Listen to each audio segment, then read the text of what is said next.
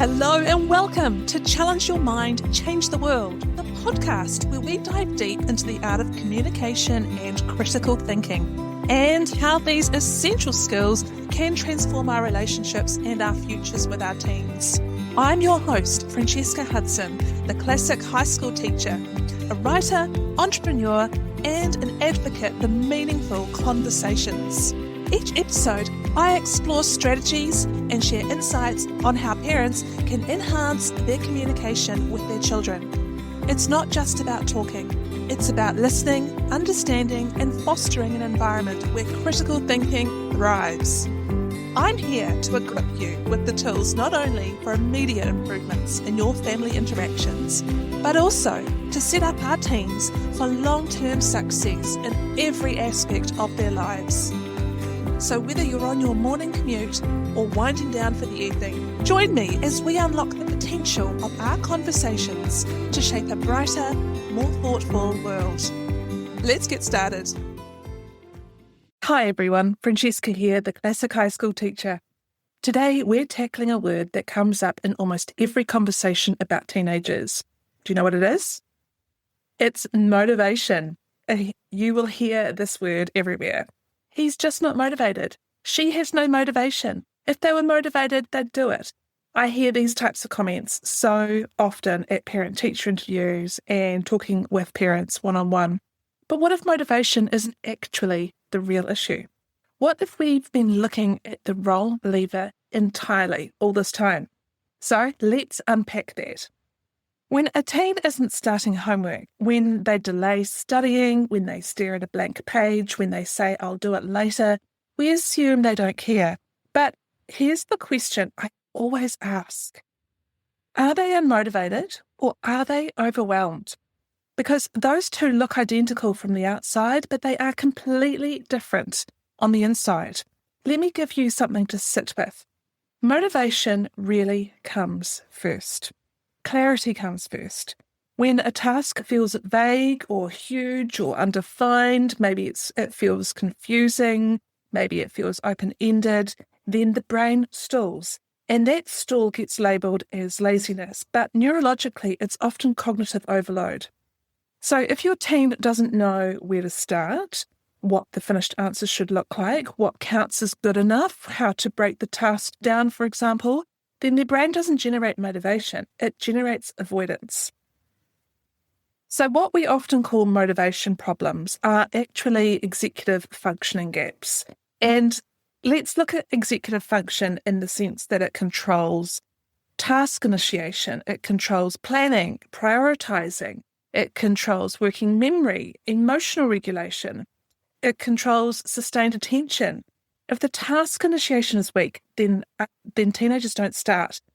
Planning is weak, then they don't know how to structure it. If working memory is overloaded, they freeze. If emotional regulation dips, then they avoid. That's not a character flaw, that's a developing brain. That is exactly what a developing brain looks like. And so when we respond with, you just need to focus, or you just need to try, or you need to care more, we're assuming effort is the missing ingredient, but it's not. If the real issue is structure, then more pressure increases paralysis. It raises anxiety, it lowers cognitive flexibility, it reduces working memory. In other words, pressure makes the brain less capable, which then looks even less like motivation. And this cycle continues. On and on we go. Here's what I often see underneath lack of motivation when a parent comes to me. Fear of getting it wrong. I see perfectionism. I see not knowing how to structure an answer, or overthinking, or maybe there's task overwhelm in there, or maybe comparison, maybe mental fatigue, or too many commitments. Digital distraction, that's a huge one due to avoidance. So the teen might desperately want to do well. Wanting and knowing how are totally different skills. Most motivation issues are actually starting points. And starting requires a defined first step in the task.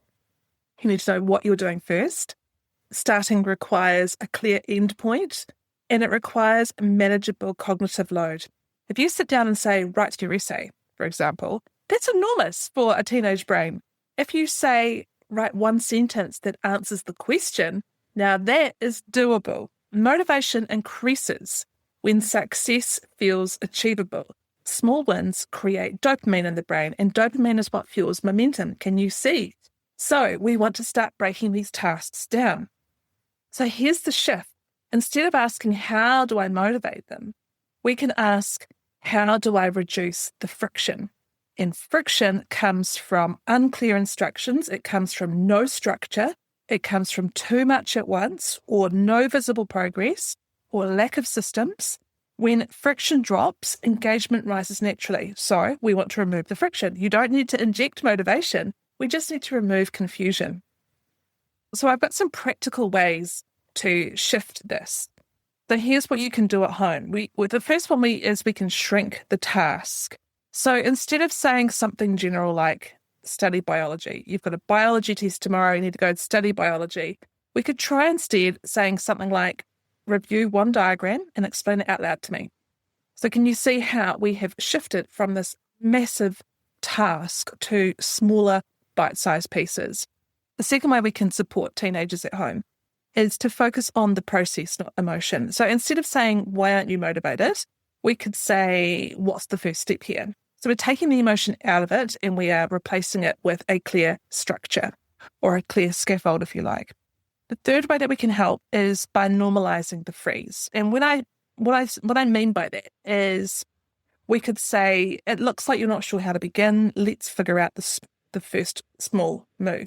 And so what we're doing is we are reframing the problem and helping our teenagers move out of that brain freeze state. Another way is to build systems. So when teens have a paragraph formula, for example, or a revision checklist or a predictable structure, or maybe a timer routine, you could look at doing timer routines at home or a visible plan. And these are all things that we have in our toolkits here at the Classic High School Teacher. So when you start to introduce these types of systems, then teenagers rely less on motivation and more on systems. Remember, systems outperform feelings. So they're really, really important. Because when we label teens as unmotivated, they start to internalize, I'm lazy, I don't care, I'm not disciplined. When we shift the language to you need clearer steps, or you need structure, or maybe you need a system, it becomes solvable. Motivation is emotional, systems are practical. So we're taking the heat and the emotion out of the idea of study and out of the idea of homework and really replacing it with systems. And when we do that, that practical move is really empowering. Because here's the bigger truth. Adults don't rely on motivation either. If you think about it, we rely on calendars, systems, routines, deadlines, accountability, checklists, all sorts. We don't wake up inspired every day. We reduce friction in our lives and we move anyway. And that's really, underneath it all, the skill that we are teaching our children and our teenagers. So next time you find yourself thinking they're just not motivated, let's pause for a moment and ask, do they know how to start? Do they know what good looks like? Do they have a structure? Is the task too big? Because motivation is often the symptom and clarity is the cure. So if this episode resonated, share it with another parent who might be stuck in the motivation cycle. And if you want structured systems that reduce friction and build momentum, that's exactly what I teach. I will link a really, really good toolkit to get started on if you want to start introducing structure and systems at home for the way that your teenager manages their work, called the Teen Academic Success Blueprint. I will link it in the show notes. But in the meantime, you don't need more pressure at home. You just need better scaffolding. I will see you next week. Thank you so much for tuning in to today's episode of Challenge Your Mind, Change the World. I hope you found our discussion enriching and that you're walking away with new ideas to enhance communication and critical thinking within your own family. If you enjoyed this episode and are finding value in our conversations, please take a moment to rate us on your favourite podcast platform. Your feedback not only supports us, but also helps other parents discover the tools they need to foster stronger relationships and critical thinking skills with their teams. Don't forget to subscribe so you never miss an episode, and share this with someone who you think could benefit from our today's topic. I'm Francesca Hudson, and I look forward to joining you again next time as we continue to challenge our minds and change the world. Until then, keep thinking critically and communicating effectively.